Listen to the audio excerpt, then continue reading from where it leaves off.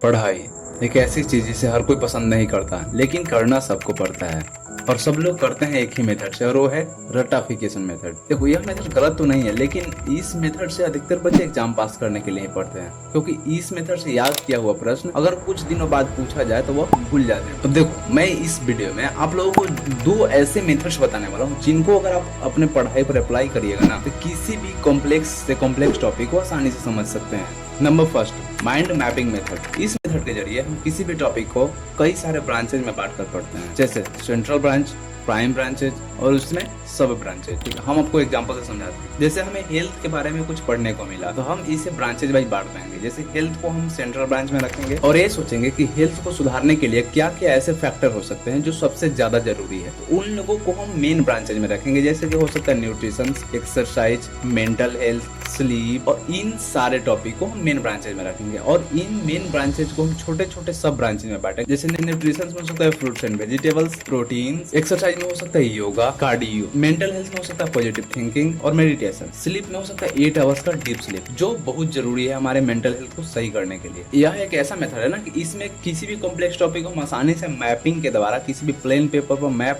Mapping के द्वारा हम आसानी से उसे समझ सकते हैं, जिसे समझने में हमें आसानी हो जाती है। The blind fold method. इस मेथड के जरिए हम किसी भी टॉपिक को 3 स्टेप में कंप्लीट करते हैं। जैसे कि कोई भी लेक्चरल क्लास को अगर हम वीडियो वाइज यानी लेक्चरल क्लास देख रहे हैं, तो उसको विजुअली यानी उसका वीडियो ना देखे करके हम उसका ऑडियो पर फोकस करेंगे। सबसे पहले उस वीडियो को साइड में रख देंगे और अपने ईयरफोन के साथ कान में उसके ऑडियो पर फोकस करेंगे। तब आता है स्टेप नंबर 2 के बारी। जब हमारा लेक्चर खत्म हो जाएगा, तब हम उसके सुने हुए ऑडियो को एक बार से रिकॉल कर करके हम उसके घर वाली एक्सप्लेन करेंगे हमारे अपने दोस्त के साथ या कोई फैमिली मेंबर के साथ। तो स्टेप नंबर 3, जब हम एक्सप्लेन कर ले तो किसी भी नोटबुक पर उसके पूरे एक्सप्लेन किए हुए वर्ड में उसके मेन टॉपिक को, मेन कीवर्ड्स, मेन फार्मूलाज को हम उसके कॉपी में नोट करेंगे। इसे देखो, यह एक ऐसा मेथड है ना कि इसमें हमारा माइंड ज्यादा काम करता है, ज्यादा फोकस करके रखता है। और जब हमारा माइंड जिस भी टॉपिक में ज्यादा काम करना पड़े ना उसको, तो किसी भी टॉपिक को आसानी से समझ लेता है।